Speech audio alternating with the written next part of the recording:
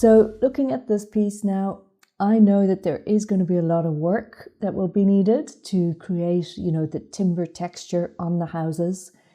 I'm going to show you my method of making these textures, which is essentially to hand paint each one rather than to just blanketly use, a brush texture over everything. It's a little bit more detailed and a bit more time consuming, but it will have a much richer effect this way. So what I'm going to do is, first of all, in my layer stack, I want to highlight the layer that my base color is on so that I know that I don't paint on it. To do that, you just right click and add a color to that layer. And then I'm going to aim as much as I can to paint my textures on top of this. So the reason I do this is in case, it doesn't work out, or in case I want to change my textures or even change the base color later on. So I'm following the drawing since, I think the drawing is clear and it's probably going to be a very good guide.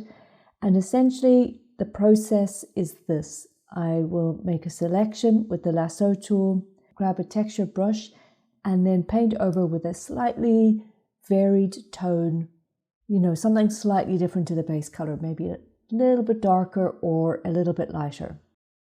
Now, a couple of points to note throughout this process. First, it will take some experimentation to find the right textured brush. Personally, I started out trying a few different texture brushes, and then I settled by the end of the process on just two specific brushes, the wood grain and the round bristle. The other point that I want to make throughout this process is that you can go ahead and make your selections for each of these timber planks all at once, but the texture might not look like it's on the individual planks if you do that. And what I want to try and achieve is to make them look like they are separate, distinct planks of wood. So if you find that you're painting your textures on and it just looks a bit monotone, try to do the planks one by one. At times you can also change up the color. You don't always have to be working in browns, for example. You can add in like a highlight or a contrasting color just here and there that'll really make it pop. And then the next step, once I've made the individual planks, I want to add in really thin strips of dark color. This element is called, or the technical term is an occlusion shadow. An occlusion shadow is where two edges of an object meet. So I want to put that in. It's really important to have that element. For that, I'm just going to use the paint bucket tool and tap into the selection. Great. Now I am going to use the exact same method to add the beams that go across this wooden base.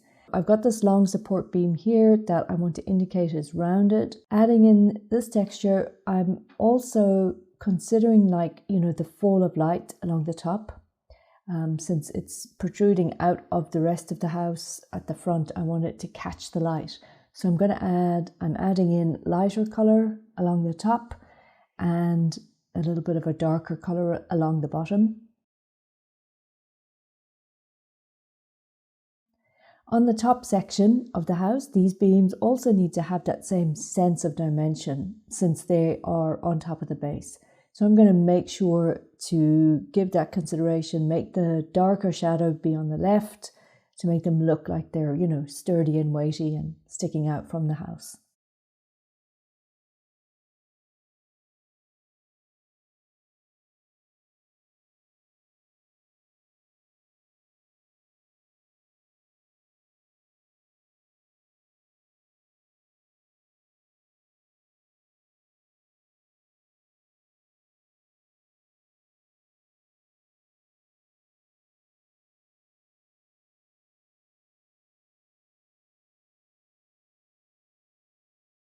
Okay, so that's the front of the house, more or less done. If I zoom out, you can immediately see the effect.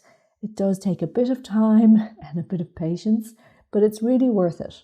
And you can have a realistic or at least a believable looking structure from just really a simple process of selecting with the lasso tool and adding texture with a texture brush.